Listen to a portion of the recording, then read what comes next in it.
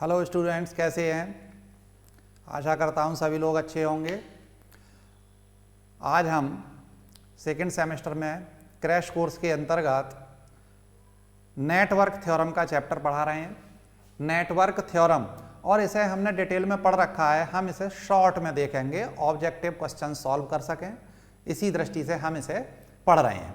देखते हैं network theorem में पहले कुछ टर्म्स हैं। जैसे सबसे पहले है नेटवर्क क्या होता है। तो कोई भी इलेक्ट्रिकल सर्किट जिसमें कि रेजिस्टेंस, कैपेसिटेंस, इंडक्टेंस और सोर्सेज लगे हुए हों, तो ऐसे सर्किट को हम नेटवर्क कहते हैं। ठीक है भाई। दूसरा पॉइंट है पैसिव नेटवर्क क्या होता है। तो ऐसा नेटवर्क जिसके अंदर कोई भी ईएमएफ का सोर्स लगा हुआ ना हो, तो ऐसे नेटवर्क को हम पैसिव नेटवर्क कहते हैं। कोई भी उसमें वोल्टेज सोर्स, करंट सोर्स यानी कि ईएमएफ का कोई भी सोर्स ना लगा हो, तो ऐसे नेटवर्क को हम पैसिव नेटवर्क कहते हैं। नेक्स्ट है हमारे पास एक्टिव नेटवर्क। ऐसा नेटवर्क जिसके अंदर ईएमएफ का सोर्स लगा हुआ हो, तब हम उसे क्या कहेंगे भाई? एक्टिव नेटवर्क कहेंगे। एक्टिविटी कब आती है? जब उसमें कोई सोर्स लगा हुआ हो, ईएमएफ लगा हुआ हो। नेक्स्ट है लीनियर नेटवर्क। लीनियर नेटवर्क क्या होता है? वे नेटवर्क जिसमें बहने वाली धारा उसमें लगाए गए विभवांतर या वोल्टेज के डायरेक्टली प्रोपोर्शनल हो, तब हम उसे क्या कहेंगे? लीनियर नेटवर्क कहेंगे। यह हमने लिख रखा है। वे नेटवर्क जिनमें फ्लो होने वाली करंट एप्लाइड वोल्टेज के समानुपाती होती है, उन्हें हम लीनियर नेटवर्क कहते हैं। नेक्स्ट डेफिनेशन है नॉन लीनियर नेटवर्क। तो वे नेटवर्क जिसमें बहने वाली धारा लगाए गए वोल्टेज के समानुपाती नहीं होती है, उन्हें हम नॉन लीनियर नेटवर्क कहते हैं। नेक्स्ट डेफिनेशन है यूनिलैटरल एंड बाइलैटरल नेटवर्क। तो वे नेटवर्क जिनकी कोई भी प्रॉपर्टी डायरेक्शन ऑफ ऑपरेशन के साथ चेंज होती है, कोई भी प्रॉपर्टी डायरेक्शन ऑफ ऑपरेशन के साथ चेंज होती है, उन्हें हम यूनिलैटरल नेटवर्क कहते हैं। और दूसरा वे नेटवर्क जिनकी प्रॉपर्टीज डायरेक्शन ऑफ ऑपरेशन की दिशा में समान रहती हैं, इक्वल रहती है या चेंज नहीं होती है, उन्हें हम बाइलैटरल नेटवर्क कहते हैं। तो ये डेफिनेशंस हमें याद रखनी है। उसके बाद पहली थ्योरम आती है सुपरपोजिशन थ्योरम। क्या है भाई सुपरपोजिशन थ्योरम? ऐसे किसी भी लीनियर नेटवर्क की शाखा में जिसमें एक से अधिक ईएमएफ के सोर्स लगे हुए हों, सोर्स की संख्या एक से ज्यादा हो, करंट का मान उन धाराओं के बीजगणितीय यानी कि अलजेब्रिक सम के बराबर होता है, जो प्रत्येक ईएमएफ के सोर्स पर अलग अलग विचार करने से प्राप्त होती हैं, जबकि उस समय अन्य सभी सोर्सेज को उनकी इंटरनल इंपीडेंस से हटा दिया जाता है। तो इसे हम एक एग्जाम्पल से समझते हैं। क्या है? देखो, कोई भी नेटवर्क दिया है जिसमें एक इंपीडेंस दे रखी है, ये वाली Z1 इंपीडेंस है, Z2 इंपीडेंस है, Z3 इंपीडेंस है, और इसमें दो ईएमएफ के सोर्स लगाए हुए हैं, E1 और E2, दो सोर्स लगाए हुए हैं। अब हमें इसमें करंट निकालनी है, डिफरेंट जो ब्रांचेज हैं, धाराएं निकालनी है। तो हमने मान लिया कि E1 की वजह से जो बहने वाली धारा है वो I1 है, E2 की वजह से बहने वाली धारा I2 है। अब हम इन धाराओं को कैसे कैलकुलेट कर सकते हैं? तो हम क्या करेंगे? सबसे पहले हम E1 वाला जो ईएमएफ का सोर्स है उसे हम सर्किट में ले लेंगे, और इस ईएमएफ सोर्स सेकंड वाले को E2 को हम यहां से हटा देंगे, रिप्लेस कर देंगे। अगर कोई इंटरनल रेजिस्टेंस है तो उसके द्वारा, और नहीं है तो हम इसे ऐसे ही डायरेक्ट वायर से कनेक्ट कर देंगे। तो इस सर्किट के बाद ये फिगर बी में दिखाया है। तब हम देख रहे हैं कि मान लिया कि पहले वाले मैश में बहने वाली धारा I1 डैश है और दूसरे वाले में बहने वाली धारा I2 डैश है। अब नेक्स्ट टाइम हम क्या करते हैं, E1 को रिप्लेस कर देते हैं और E2 को, सोर्स को हम इसमें लगा रहने देते हैं सर्किट में।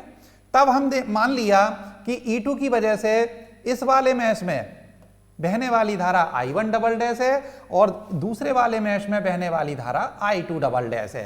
तब इस I1 की वैल्यू क्या होगी, I1 dash plus I1 double dash के बराबर होगी। इसी तरीके से I2 का मान जो होगा वो I2 dash plus I2 double dash के बराबर होगा। इसका मतलब है कि पहले एक EMF सोर्स की वजह से बहने वाली धारा, फिर उसके बाद दूसरे EMF की वजह से बहने वाली धारा, उन दोनों धाराओं को यदि हम अलजेब्रिक रूप से जोड़ दें तो वो दोनों EMF सोर्स की वजह से बहने वाली धारा के बराबर आ जाती है। तो ये हमारी सुपरपोजिशन की थ्योरम कहलाती है। अब इसमें एक नोट भी हमने लिख रखा है कि न्यूमेरिकल सॉल्व करते समय वोल्टेज को हम हमेशा शॉर्ट सर्किट रखते हैं। जो वोल्टेज अगर सोर्स लगा हुआ है, जैसे E1 E2 हमने वोल्टेज सोर्स लिए हैं, तो इन्हें हम क्या करेंगे, शॉर्ट सर्किट करेंगे। शॉर्ट सर्किट का मतलब है एक हम मोटे वायर से इन्हें कनेक्ट कर देंगे। और अगर यहाँ जैसे E2 है, E2 ना होकर के यहाँ करंट सोर्स होता, तब हम इसे क्या कर देते, ओपन सर्किट रखते, यानी कि यहाँ हम मोटे वायर से नहीं जोड़ते, इस टर्मिनल्स को हम ओपन छोड़ देते, तो ये हमारा ओपन सर्किट कहलाता। तो ये हमारी सुपरपोजिशन की थ्योरम कहलाती है। आशा करता हूं सभी की समझ में आ गई होगी। नेक्स्ट थ्योरम देखते हैं हम।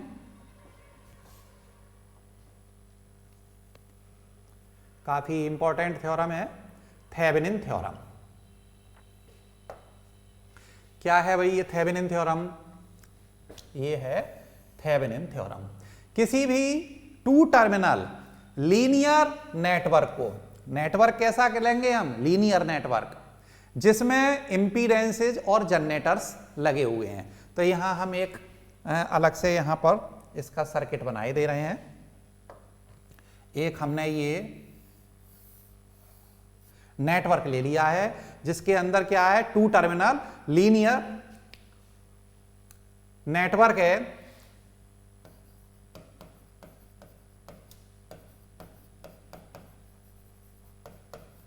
और इसमें दो टर्मिनल लगे हुए हैं। ये अब इसमें क्या है, बहुत सारे इसमें क्या लगे हुए हैं, करंट सोर्सेज हैं और इंपीडेंसेज हैं या वोल्टेज सोर्स हैं, जिन्हें हम क्या करेंगे, इंपीडेंसेज।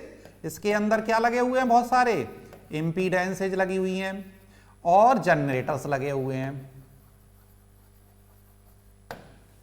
Z1 Z2 Z3 Z4, बहुत सारे इंपीडेंसेज लगे हुए हैं। उसके अलावा इसमें E1 E2 E3 कई सारे इसमें करंट सोर्स लगे हुए हैं। और लास्ट में यहां पर टर्मिनल अगर हम A और B ले लें, यहां पर कोई भी लोड ZL लगा हुआ है।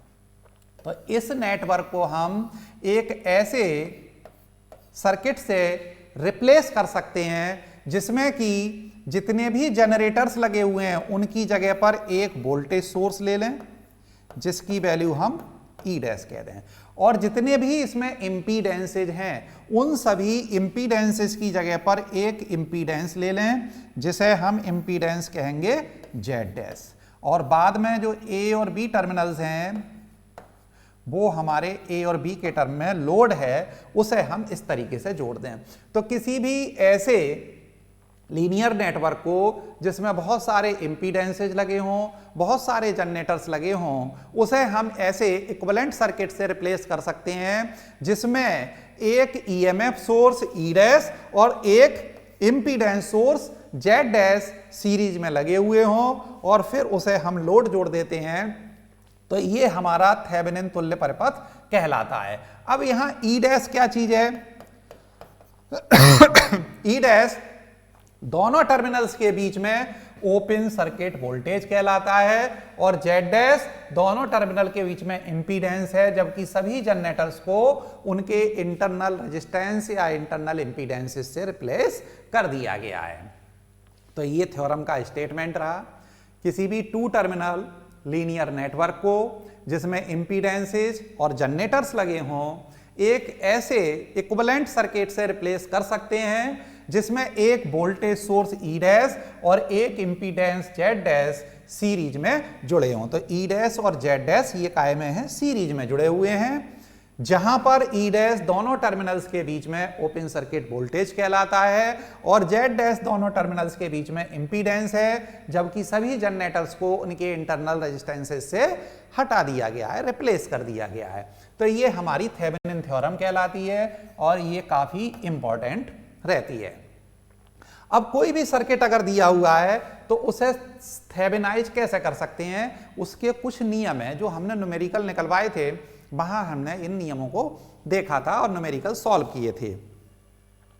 क्या करते हैं हम भाई, इनमें सर्किट को थेवेनाइज करने के लिए या सर्किट को जो है सॉल्व करने के लिए क्या करते हैं, सबसे पहले लोड रेजिस्टेंस जिसमें धारा ज्ञात करनी है उसे हम हटा देते हैं। ये हमने दिया था इस तरीके से, ये हमने दो यहां पर क्या जोड़ दिया था, ZL। तो सबसे पहले हम क्या करेंगे, इसे रिप्लेस करेंगे। सेकंड पॉइंट क्या करेंगे, अब ओपन सर्किट वोल्टेज ज्ञात करते हैं, जिसे थेवेनिन वोल्टेज VTH या हमने लिखा था E डैश कहते हैं। तो ये जब दोनों सर्किट हमारे ये दोनों सिरे ओपन हो जाते हैं तब हम इसके अंदर VTH ज्ञात करते हैं, जो कि हमने जब इस थ्योरम को ड्राइव कराया था तब पूरी कैलकुलेशन करके समझाया था। थर्ड पॉइंट है, अब सभी सोर्सेज को उनके इंटरनल रेजिस्टेंस से रिप्लेस कर देते हैं और इक्विवेलेंट रेजिस्टेंस RTH ज्ञात करते हैं। तो ये हमारे पास सबसे पहले क्या निकले आया, ओपन सर्किट वोल्टेज, जिसे हमने VTH कहा था या हमने क्या कहा था, E डैश। और उसके बाद हमने एक इंपीडेंस निकाल दी, इक्विवेलेंट इंपीडेंस, जिसे हम क्या कहते हैं, Z डैश। और उसके बाद क्या करते हैं, VTH और RTH को सीरीज में जोड़ करके लोड को जोड़ देते हैं। और अब इसमें लोड है अगर यहां पर, तो IL धारा बह रही है, वो हम IL की वैल्यू यहां से निकाल सकते हैं। क्या होती है, VTH upon Z dash plus ZL। इस फार्मूला से हम लोड करंट की वैल्यू कैलकुलेट कर लेते हैं। तो ये जो सर्किट आता है, इस सर्किट को हम क्या कहते हैं, थेवेनिन इक्विवेलेंट सर्किट कहते हैं। तो ये थेवेनिन थ्योरम सबके लिए समझ में आ गई होगी। नेक्स्ट थ्योरम देखते हैं। नेक्स्ट थ्योरम है नॉर्टन थ्योरम। और नॉर्टन थ्योरम जो है वो थेवेनिन थ्योरम का ही एक रूप होता है। ये थेवेनिन थ्योरम का डुअल कहलाता है। तो देखते हैं थेवेनिन नॉर्टन थ्योरम, ये भी इंपॉर्टेंट थ्योरम है। थोड़ा सा अंतर है इसके अंदर। थेवेनिन थ्योरम में हम क्या लेते थे, E डैश, और इसमें हम क्या लेंगे, I डैश। थेवेनिन थ्योरम में हम क्या लेते थे, इंपीडेंस, कैसे में जोड़ते थे, सीरीज में। और यहां हम क्या लेंगे, 1 अपॉन इंपीडेंस, जिसे हम कहते हैं एडमिटेंस, हिंदी में कहते हैं इसे प्रवेश्यता, और उसे हम करंट सोर्स के पैरेलल में जोड़ते हैं। तो बिल्कुल वही चीज है, कोई भी 2 टर्मिनल लीनियर नेटवर्क जिसके अंदर बहुत सारी इंपीडेंसेस और जनरेटर्स लगे हों,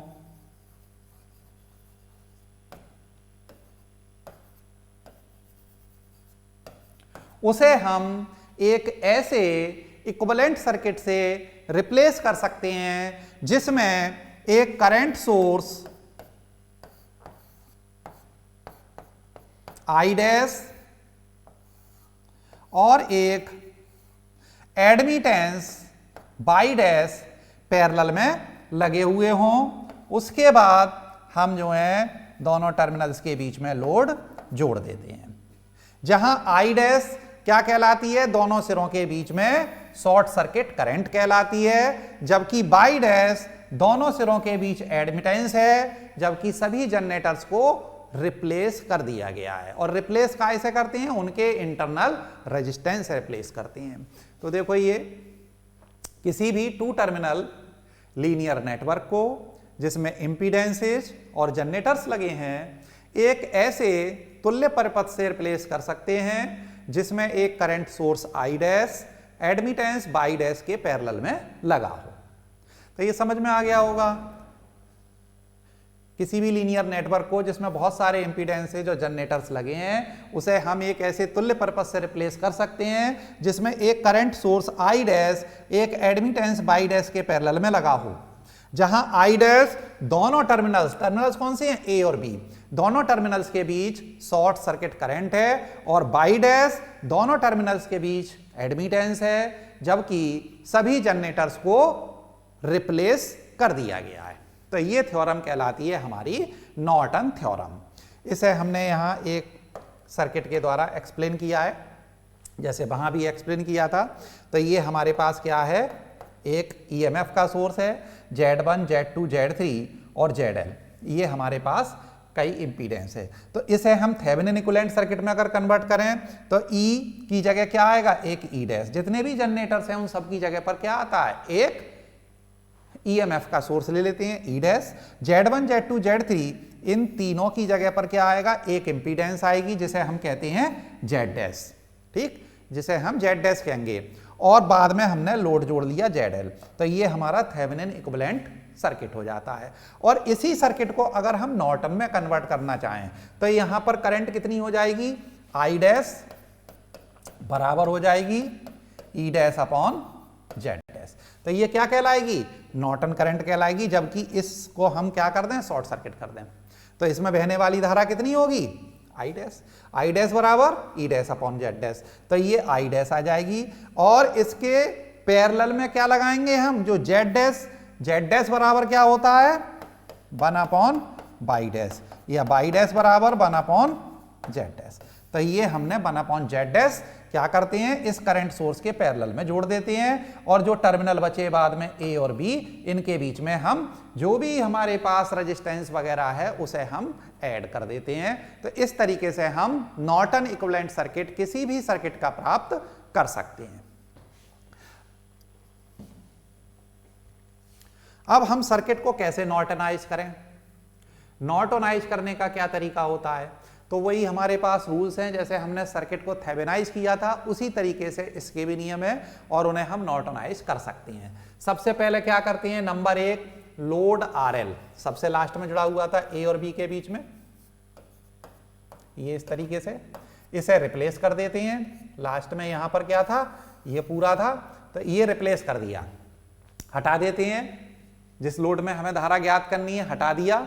और इसके बाद शॉर्ट सर्किट करंट ज्ञात करते हैं, मोटे वायर से जोड़ दिया और शॉर्ट सर्किट करंट ज्ञात करते हैं, जिसे हम नॉर्टन करंट IN कहते हैं।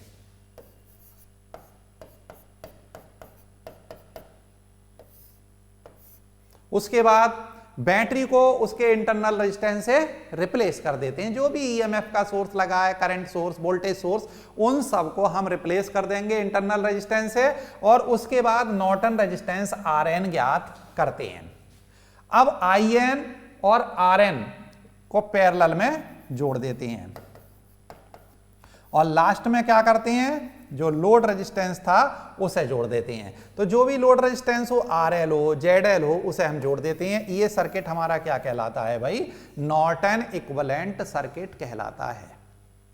तो नॉर्टन थ्योरम सभी लोगों के समझ में अच्छे से आ गई होगी। अब नेक्स्ट थ्योरम देखते हैं। नेक्स्ट थ्योरम है रेसिप्रोसिटी थ्योरम। किसी भी लीनियर नेटवर्क में यदि किसी बिंदु पर स्थित कोई ईएमएफ का सोर्स E ये लगा हुआ है, किसी दूसरे बिंदु पर I धारा उत्पन्न करता है, इसकी वजह से यहां पर धारा उत्पन्न हो रही है I2, यहां धारा हो रही है I1, तो वही सोर्स E दूसरे बिंदु पर रखने पर पहले बिंदु पर उतनी ही धारा I उत्पन्न करेगा। तो रेसिप्रोसिटी थ्योरम के कारण यहां अगर हमने E रखा तो धारा कितनी बह रही है, I2। और अगर हम इस सोर्स को इस वाली भुजा में रख दें यहां पर, तो धारा इसकी वजह से यहां कितनी बहेगी, I4 बह रही है, हमने मान लिया। तो इधर जब E रखा तो इसका मान यहां रखने पर I2 थी, यहां रखने पर भी I2 ही होनी चाहिए। तो रेसिप्रोसिटी थ्योरम कहती है कि I2 और I4 क्या होंगे, बराबर होंगे। E इधर सोर्स रखा, इसमें बहने वाली धारा I2। अगर हम E को यहां ले जाएं तो इसमें बहने वाली धारा भी क्या होनी चाहिए, I2। तो हमने पहले मान लिया था कि ये I2 है और इसकी वजह से बहने वाली धारा I4 है। तो हमारे I2 और I4 क्या आएंगे, दोनों बराबर आएंगे। ये थ्योरम क्या कहलाती है, रेसिप्रोसिटी थ्योरम कहलाती है। क्या स्टेटमेंट है, किसी भी लीनियर नेटवर्क में यदि किसी बिंदु पर स्थित कोई ईएमएफ का सोर्स E किसी दूसरे बिंदु पर I धारा उत्पन्न करता है, तो वही सोर्स E दूसरे बिंदु पर रखने पर पहले बिंदु पर उतनी ही धारा I उत्पन्न करेगा। मतलब ये बिल्कुल सर्किट हमने वैसे बना रखा है। बल्कि इसमें कुछ मत बनाओ, ये ऐसे ही रहने दो। और ये R1 R2 R3 और ये है E, इसकी वजह से यहां धारा बह रही है I2। ठीक, अब हम क्या करते हैं,